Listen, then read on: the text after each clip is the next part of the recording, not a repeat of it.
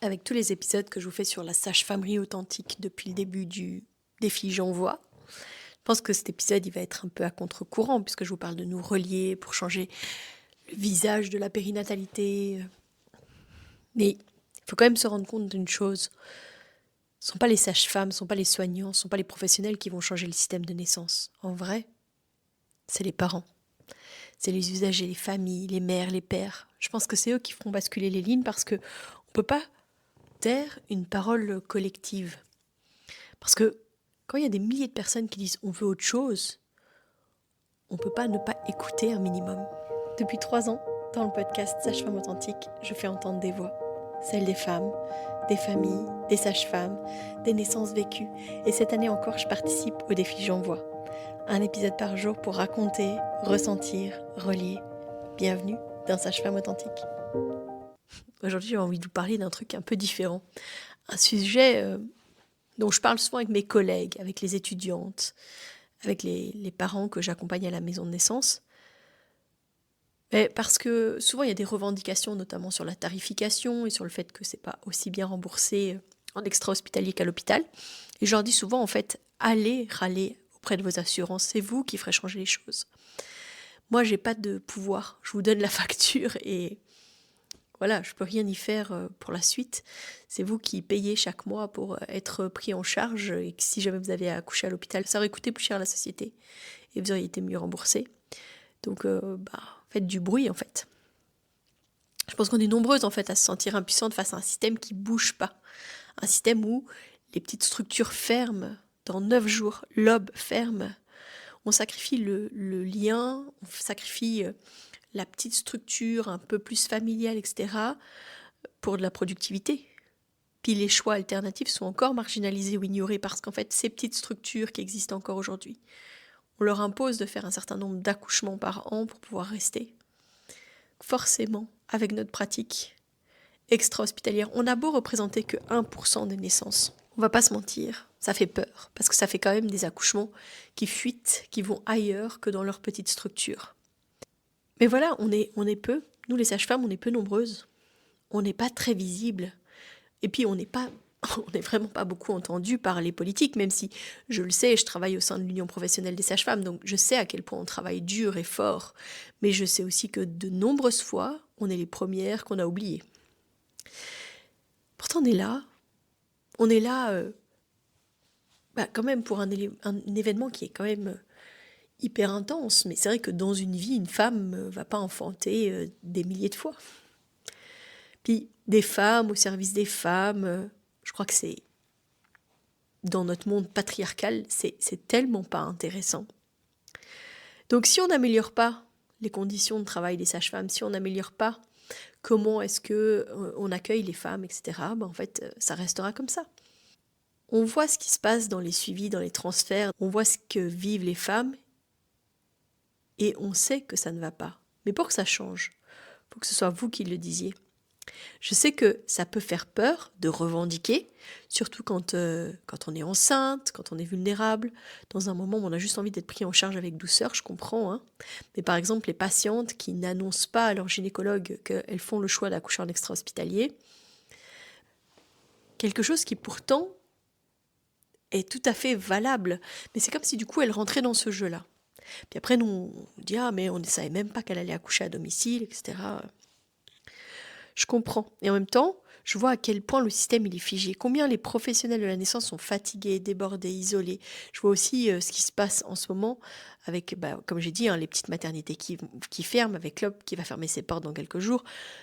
C'est des petites structures qui disparaissent. Pourquoi ? Parce qu'on considère qu'elle ne fait pas assez de naissances, que c'est pas assez rentable, que c'est pas assez efficace. On concentre tout dans les énormes structures. On déshumanise en fait la naissance, on industrialise la naissance et pendant ce temps-là, les parents qui veulent autre chose, ils sont infantilisés, on leur fait peur, on leur dit que c'est pas sûr, que c'est pas encadré, qu'ils prennent des risques, en plus ils ne seront pas pris en charge correctement, alors que c'est faux, alors que c'est étudié de nos jours, c'est partagé, c'est documenté par des associations comme l'APAD en France, comme Birth Matters en Belgique, des collectifs de sages-femmes, mais ça passe pas, parce que le discours de la peur il est toujours plus fort que celui de la nuance. Parce que moi, quand je dis toujours, oui, en fait, Je te soutiens dans ton projet d'accouchement en maison de naissance ou à domicile, mais je ne peux pas te promettre que finalement tu n'auras pas besoin d'une césarienne. Parce que médicalement parlant, je ne sais pas comment va se passer sa naissance, comment le bébé va se placer, s'il y aura des complications, etc. C'est pas un résultat que je vends. C'est un accompagnement, c'est une expérience. Alors c'est clair, j'aimerais le dire simplement. C'est pas les sages-femmes qui feront changer le système. Les sages-femmes, elles vont essayer de changer la manière dont les patientes sont prises en charge, quel que soit le lieu. Mais toutes seules, on est trop peu, on est trop isolés. Dans beaucoup de lieux, on est trop effacés parce que, en fait, il n'y a pas la liberté de parole, il n'y a pas la liberté de décision. On est coincé par des protocoles, par la peur de perdre son job. On est quand même dans une période là où c'est insécure. Puis les étudiantes que je rencontre dans les stages, elles me disent, mais en fait, il n'y a pas de place dans les hôpitaux parce qu'on fonctionne toujours à flux tendu. Donc, en fait, il n'y a pas de poste qui s'ouvre, etc. Donc, l'idée de perdre son travail, c'est d'autant plus angoissant parce que je ne vais pas trouver un autre travail ailleurs. Mais vous, les parents, vous êtes des milliers. Et votre parole, elle a du poids. C'est vous qui avez le porte-monnaie à la fin, notamment pour vos assurances, pour votre mutuelle, etc. Il y a plus de 30 ans maintenant, au Canada, ce sont les mères, ce sont les pères, ce sont les familles qui ont changé la donne et qui ont fait que les maisons de naissance ont été reconnues, le métier de sage-femme aussi. J'ai redécouvert un film qui a été tourné en 1995 qui s'appelle Près de nous. Je vous le mets en lien dans la description de l'épisode parce que c'est vraiment une pépite, mais ça montre combien les familles, les parents et puis les sages-femmes du coup qui étaient auprès d'eux ont changé les choses en allant dans la rue de manière tout à fait non violente. Et je trouve que c'est vraiment inspirant. Le gouvernement québécois accède en partie aux demandes des femmes en ouvrant 7 maisons de naissance, seul lieu où les sages-femmes sont autorisées à pratiquer. Aujourd'hui, nous nous sommes réunis pour dire que nous voulons la légalisation de la pratique sage-femme.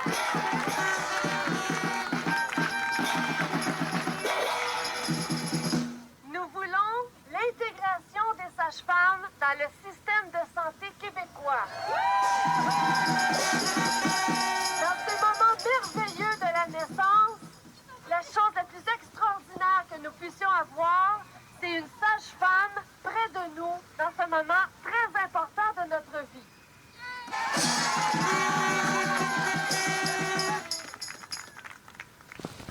C'est les mères, les familles, les citoyens qui ont revendiqué, qui ont demandé des sages-femmes, qui ont exigé une autre approche de la naissance. Et les lois, elles ont changé. Les maisons de naissance, elles ont ouvert, et puis la formation, elle a été reconnue. Avant ça, il n'y avait pas de sage-femme. Hein. Ici, on est encore loin de ça. Et c'est même pire, parce que quand il y a un accouchement extra-hospitalier qui coûte moins cher à la société de manière globale, on le rend inaccessible, mal remboursé, suspect, alors qu'il est aussi sûr, aussi encadré. Tu te rends compte ? Une femme, elle peut accoucher à l'hôpital gratuitement, avec tout un service mobilisé. Je dis gratuitement dans le sens où, en fait, elle n'aura pas à payer de plus que ce qui est pris en charge par la mutuelle ou par son assurance, ou son assurance. Mais si elle veut un accouchement à domicile, en fait, elle va devoir payer une grosse partie elle-même. Je vous en ai déjà parlé, mais on a des patientes qui ont des assurances qui, si elles accouchaient à l'hôpital, sont prises en charge à 300%. Mais quand elles accouchent en extra-hospitalier chez elles ou à la maison de naissance, elle a le droit à un forfait de 700 €. Mais rien que le fait qu'on est déconventionné fait que ça va déjà rentrer là-dedans. Donc en fait, il restera quasi rien, il va quand même y avoir encore une grosse partie à sa charge. C'est les miettes de ce à quoi elle avait le droit, de ce pourquoi elle cotise chaque mois. Alors que c'est moins coûteux pour la collectivité. C'est là qu'on voit à quel point c'est pas une question de logique, mais c'est une question de pouvoir. Je crois que si demain on était 10 000, 20 000, allez rêvons 100 000 à écrire aux ministres, etc., à partager nos vécus, on pourrait plus faire comme si de rien n'était. C'est vrai que je parle souvent de physiologie, mais aujourd'hui, c'est vrai que je parle vachement politique, hein. Un accouchement à domicile ou en maison de naissance avec une sage-femme, c'est encadré, c'est sécurisé, c'est suivi. Les chiffres, ils sont là. Les données, elles existent. À chaque naissance, je remplis des papiers pour dire comment s'est passée la naissance. D'accord ? Je remplis des statistiques et des choses pour que ce soit repris dans les statistiques. J'envoie des papiers au CEPIP. J'envoie des papiers à l'ONE. J'envoie des papiers à Birth Matters. Les trois condensent les informations autour des naissances. On n'est pas des folles. On n'est pas des huluberlus qui dansons nus autour des femmes, je vous le dis souvent, mais on est des sages-femmes formées et on continue à se former. On est des sages-femmes qui souhaitons plus que tout la souveraineté, la sécurité des femmes, des familles, des bébés. Et pourtant, le discours institutionnel, il reste figé dans la peur. La peur de l'alternative, la peur de la perte de contrôle, la peur, je pense, de la femme libre. Et quoi dire de la sage-femme libre, ça c'est encore autre chose. Mais en parallèle de ces fermetures de maternité à la taille humaine, etc., en parallèle du fait de refuser finalement les prises en charge des accouchements extra-hospitaliers et donc en fait de se rendre inaccessible aux personnes qui ne pourront pas payer les forfaits, etc. Alors je le rappelle, hein, pour ceux qui écoutent ce podcast, si vous êtes intéressé par un accouchement extra-hospitalier, si un accouchement à domicile ou en maison de naissance vous parle, à la bulle, on n'est pas fermé à étaler les paiements, à discuter sur qu'est-ce que vous êtes en capacité de payer et de pas forcément payer le tarif plein. À l'inverse, on a eu des parents aussi qui ont dit « moi j'ai les moyens et je veux bien payer plus pour soutenir une famille qui peut payer moins ». Ça, c'est un peu de la tarification réelle, sociale, parce que en fait, c'est comme les cafés suspendus. Alors, on ne fait pas un accouchement suspendu, hein, parce que ça serait vraiment compliqué. Mais en tout cas, une partie du forfait de la maison de naissance qu'on demande aux parents, qui est quand même suspendu et donc qui aide une autre famille. C'est beau, ça. On peut effectivement penser à des alternatives comme ça. Mais je crois que voilà, c'est pas pérenne en tant que tel. Mais je vous le dis quand même. Si jamais vous êtes intéressé pour un accouchement en maison de naissance ou à domicile avec l'équipe de la bulle, eh bien venez me parler en fait par mail et on pourra discuter un peu de tout ce qui est possible. Vous savez, on a déjà accepté, au lieu du forfait pour la maison de naissance, de venir entretenir le jardin de la bulle. Un papa qui était jardinier est venu entretenir le jardin de la bulle 2 fois, à contrepartie. Voilà, le win-to-win. C'est pas exclu, ça. On n'est pas dans une société où il n'y a que l'argent qui compte. J'espère, en tout cas. Mais donc, c'est vrai qu'en parallèle de toutes ces petites structures qui ferment, de ces accouchements qui sont mal reconnus, etc., on continue de pousser à des accouchements très médicalisés, très protocolisés, et on oublie le lien. On oublie le choix. Et c'est une réalité. Ça ne changera pas tant que ça restera un combat uniquement porté par les sages-femmes.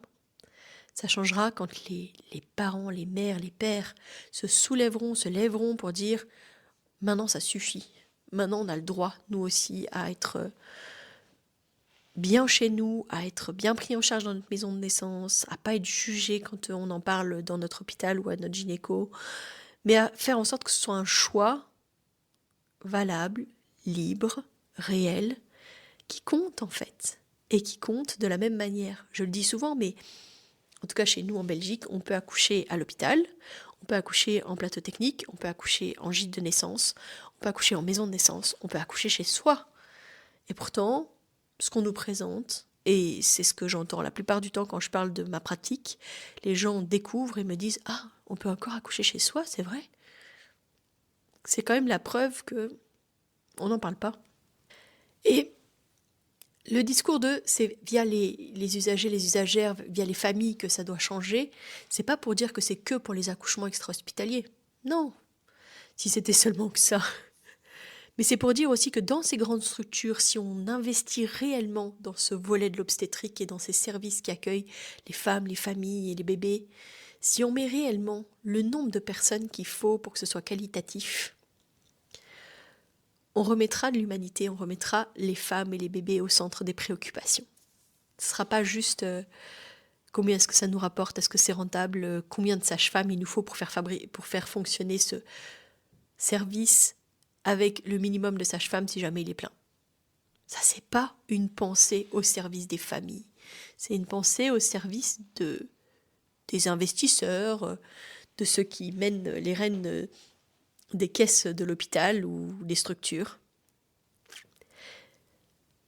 Alors aujourd'hui, j'ai une vraie demande. Tu veux que ça change ? Tu veux que tes enfants puissent naître dans un monde où on respecte les femmes, quel que soit le lieu où elle va accoucher, où on valorise les sages-femmes, où on finance des lieux d'accouchement à taille humaine. Fais entendre ta voix. Alors, à nouveau, j'ai créé le répondeur de Sage-Femme Authentique, un espace où tu peux me laisser un message. J'aimerais bien savoir pourquoi tu veux que ça change. Tu peux me dire qu'est-ce que tu aimerais voir émerger dans la périnatalité, qu'est-ce que tu aurais voulu pour ton accouchement, qu'est-ce que tu refuses de laisser passer pour le prochain peut-être. Ta voix compte et elle sera partagée ici dans un prochain épisode si tu me donnes ton accord. N'hésite pas à me le dire en début de message si c'est pas OK pour toi. Parce qu'on a besoin, oui, de se relier, qu'on a besoin d'une voix collective autour des revendications, autour de la naissance, autour du suivi des femmes en prénatal, en postnatal. Parce que le postpartum, c'est un grand débat, ça encore. Hein, des soins auxquels les femmes ont le droit après la naissance de leur bébé. On a besoin d'une voix collective.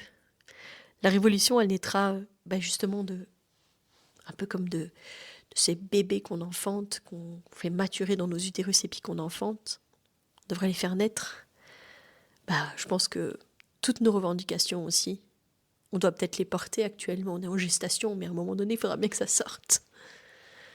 Alors merci de votre écoute et puis si cet épisode vous a parlé, j'espère que ça vous a pas trop chamboulé, mais je pense qu'il est temps de prendre conscience de ce changement en fait qui doit être mis en marche aussi par les parents, par les familles, par celles et ceux qui ont bénéficié des services des sages-femmes pour justement changer la face de la périnatalité. Je vous donne rendez-vous demain. D'ici là, portez-vous bien.